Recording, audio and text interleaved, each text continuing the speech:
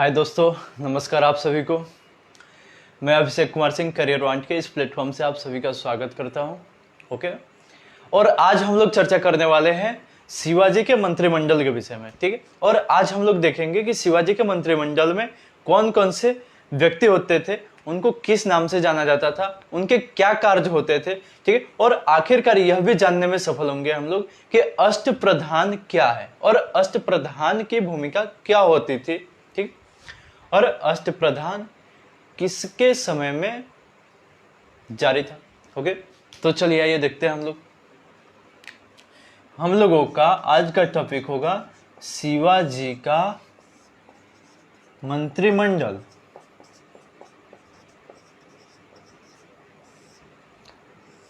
ठीक है दोस्तों, बहुत ही इजी है।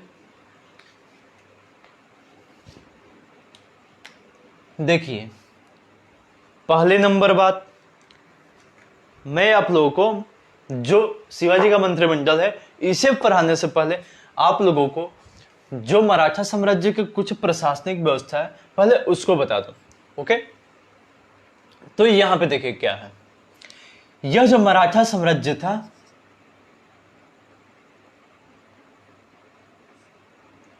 मराठा साम्राज्य यह दो भागों में विभाजित था। पहला था स्वतंत्र राज्य। ओके दोस्तों, इसी को मुल्क ए कादिम भी कहा जाता था, मुल्क ए कादिम। Okay, no doubt.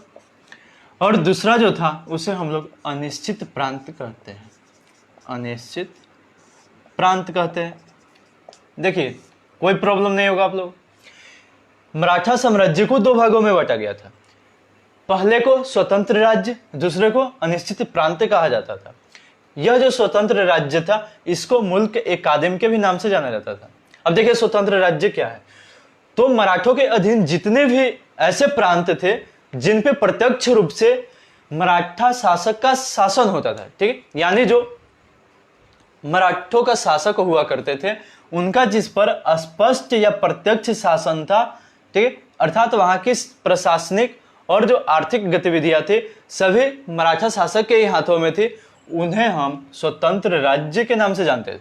ठीक है दोस्तों, मगर वैसे राज्य जिन पे मराठों का प्रत्यक्ष शासन नहीं था, मराठा शासक द्वारा वहां से केवल चौथ और सरदेशमुखी नामक ही कर वसूले जा सकते थे, तो उन प्रांतों को हम लोग अनिश्चित प्रांत के नाम से जानते हैं। ओके, तो यहां तक आप लोगों ने यह समझ लिया कि मराठा साम्राज्य के जो दो प्रकार थे वो कौन कौन थे और उनकी क्या विशेषता थी। ओके, और यहाँ पे हम लोगों ने यह भी देखेंगे कि जो मराठा साम्राज्य था इसका जो सबसे पावरफुल व्यक्ति होता था, यानी जो सर्वशक्तिमान व्यक्ति होता था मराठा साम्राज्य का, वह शासक हुआ करता था। ठीक, यानी जो मराठा शासक हुआ करते थे, यानी राजा जो थे, वही मराठा साम्राज्य के सबसे पावरफुल व्यक्ति थे। ओके दोस्तों, इसके बाद देखते हैं, यह जो राजा हुआ करते थे, यह राजा अपने आप में किसी भी प्रकार के डिसीजन लेने के लिए स्वतंत्र थे। ठीक है, अर्थात इन्हें कोई बाध्य नहीं कर सकता था, परंतु यहाँ पे राजा की सहायता के लिए कुछ व्यक्तियों को डिसाइड किया गया था, कुछ व्यक्तियों को निर्धारित किया गया था जो कि राजा को किसी भी कार्य में सलाह देंगे, और राजा उस सलाह को बहुत ही विनम्र पूर्वक मानता भी था। ओके, हालांकि उसे मानने के लिए बाध्य नहीं था, परंतु यह उसका एक नैतिक कर्तव्य था कि जो उसके मंत्रीगण उसे सुझाव दे उसे राजा मान ले। ओके, तो देखिए, इसी राजा की सहायता के लिए शिवाजी के शासन में एक मंत्रिमंडल का गठन किया गया था। ओके, क्या किया गया था, तो उस राजा की सहायता के लिए, अर्थात शिवाजी ने अपनी मदद के लिए एक मंत्रिमंडल की स्थापना किया था, और वह जो मंत्रिमंडल था उसमें 8 सदस्य निर्धारित किए गए थे। ठीक है, यानी यह जो मंत्रिमंडल था 8 सदस्यीय था, 8 सदस्य।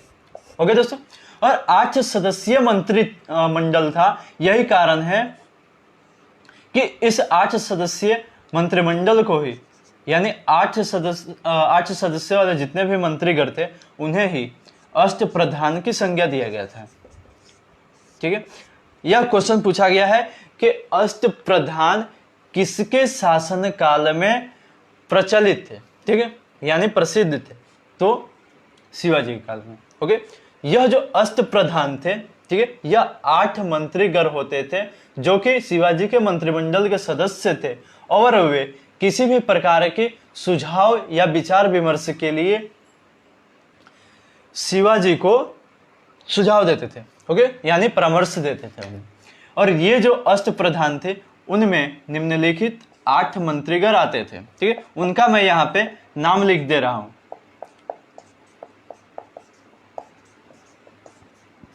ओके दोस्तों,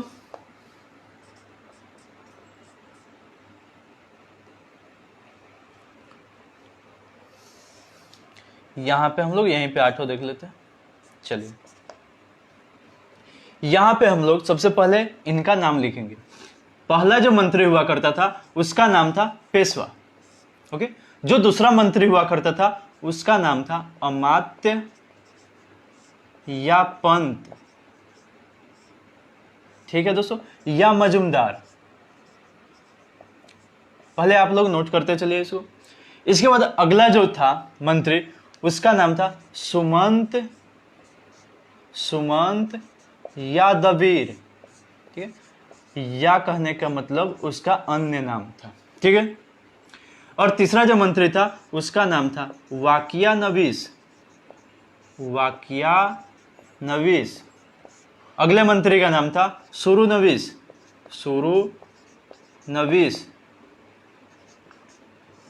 ठीक है। उसके बाद अगले मंत्री का नाम था सर ए नौबत। ओके दोस्तों, उसके बाद अगले मंत्री का नाम था यहां पे क्या था, पंडित राव।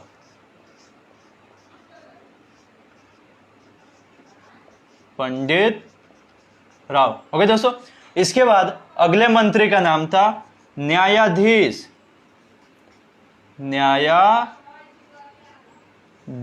ओके दोस्तों, यहां पे देखिए हम लोगों ने यहां पे यह तो देख लिया कि शिवाजी के जो अष्ट प्रधान थे उनका क्या क्या नाम था, ठीक है।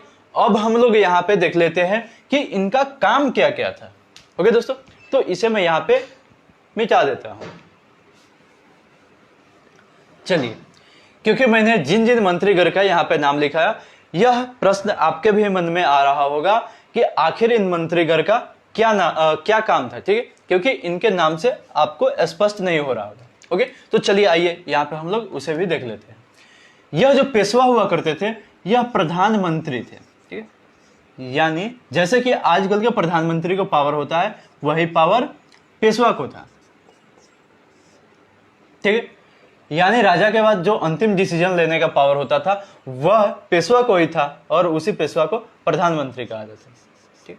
हालांकि इस समय तक पेशवा मराठा साम्राज्य का सर्वे सर्वा नहीं हुआ करता था जिस प्रकार से बालाजी विश्वनाथ के समय में हुआ था, ठीक है। यहां पे शिवाजी को अंतिम डिसीजन लेने का पावर हुआ करता था, उसके बाद की अवस्था में प्रधानमंत्री अर्थात पेशवा का पावर था, ठीक है।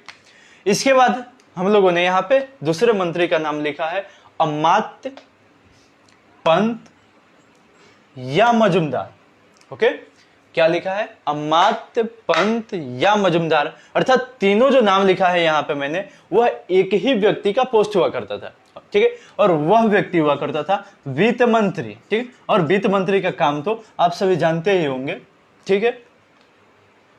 उसके बाद अगला जो पोस्ट का नाम मैंने लिखा है, ठीक है, अगला जो मंत्री का नाम लिखा है वह है सुमंत या दबीर, ठीक है। यह दोनों भी एक ही व्यक्ति का पोस्ट, ठीक। और ये जो सुमंत और दबीर हुआ करते थे यह विदेशी मामलों से संबंधित कार्यों का क्रियान्वयन करते थे, अर्थात यह विदेश मंत्री के समतुल्य थे। ओके दोस्तों, इसके बाद जो अगला मंत्रीगण है वाकिया नवीस, ठीक है। इसका यह कार्य होता था कि राज्य से संबंधित जितने भी सूचनाएं होती थी उन्हें एकत्रित करके और राजा के समक्ष प्रस्तुत करना, ठीक है। और यदि उससे भी ना हुए तो जितने भी राज्य के अधिकारीगण है उनसे भी उन सूचनाओं पर विचार विमर्श करना, अर्थात इसका जो काम था आज के सूचना मंत्री के समान था, सूचना मंत्री। ओके, और अगला जो हमारा मंत्री है सुरु नवीस, इसका जो कार्य था वह पत्राचार विभाग से संबंधित था। ओके, अर्थात यह पत्राचार विभाग का मंत्री हुआ करता था। पत्राचार विभाग का मंत्री, ठीक। और अगला जो हमारा मंत्री है वह है सर ए नौबत, और यही प्रधान सेनापति हुआ करता था। ठीक है, क्या हुआ करता था? प्रधान सेनापति। ओके दोस्तों, इसके बाद जो अगला इसमें मंत्री है अष्टप्रधान में, उसका नाम है पंडित राव, और इसके नाम के जैसा इसका काम भी था, यह धार्मिक मामलों का मंत्री होता था। ठीक है, धार्मिक मामलों का प्रधान, मामलों का प्रधान। ठीक है, और यहां जो अगला मंत्री है न्यायाधीश, वह आज के मुख्य न्यायाधीश के समान था। मुख्य न्यायाधीश, यानी न्यायिक मामलों में इसी का डिसीजन अंतिम होता था। ओके दोस्तों, तो यहां तक हम लोगों ने शिवाजी का जो मंत्रिमंडल है, ठीक है, और जो शिवाजी का साम्राज्य था उसे देखने का प्रयास किया। और शिवाजी का मंत्रिमंडल जो था उसे अष्टप्रधान कहा जाता है, और उस अष्टप्रधान में जितने भी 8 मंत्रीगण हुआ करते थे, ठीक है, उन मंत्रीगणों को हम लोगों ने देखने का प्रयास किया कि कौन कौन से पोस्ट होते थे उन मंत्रीगणों में, और उनका क्या क्या कार्य होता था, इसको भी हम लोगों ने देखने का प्रयास किया। और यहाँ पे हमारा टॉपिक समाप्त होता है, और इसी के साथ मैं आप लोगों से विदा लेता हूं। फिर हम मिलेंगे अगले वीडियो में, तब तक के लिए मैं आप लोगों से विदा लेता हूं। धन्यवाद।